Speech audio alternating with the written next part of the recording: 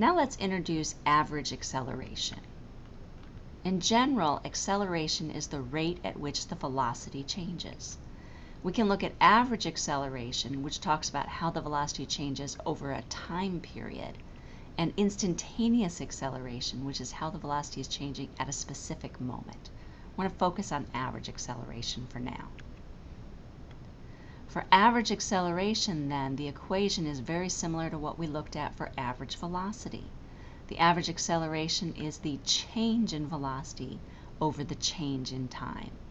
If we were to write out those deltas, because remember that triangle is the Greek letter delta, and that delta V over delta T can be rewritten in terms of the initial and final values.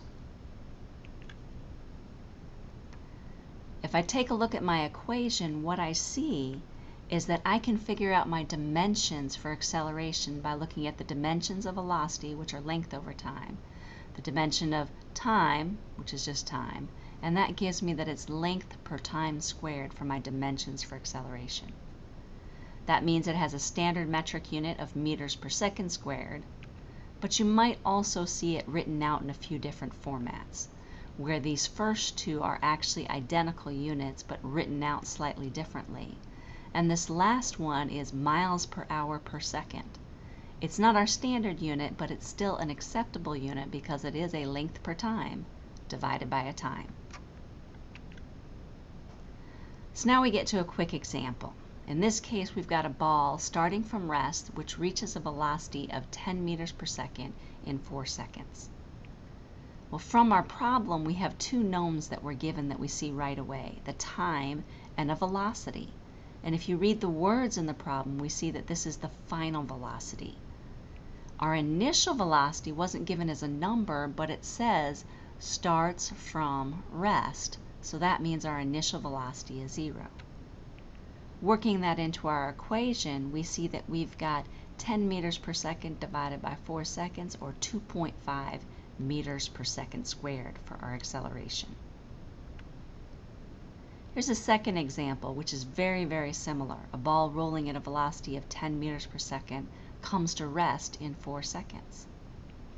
Again, we're given a couple of knowns, but in this case, the velocity is the initial velocity. And from the words in the problem, we see that it's the final velocity, which is 0 meters per second. Plugging those into our problem, what we see here is that since it was having a decrease in the velocity, I've got minus 10 meters per second divided by 4 seconds, so that gives me minus 2.5 meters per second squared. If I think about what this average acceleration means on a graph, it's very similar to what we saw for average velocity, where we had the position versus time graph. Now we have a velocity per time graph. But my equation for the average acceleration still depends on me seeing I've got 2 points, what's the time span between those 2 points, what's the change in velocity for those 2 points, and then the slope of the line connecting those 2 points is equal to the average velocity, the change in velocity over time. Now if I take that same graph and those same points, what I see is that my change in velocity is going from 1 second to 6 seconds.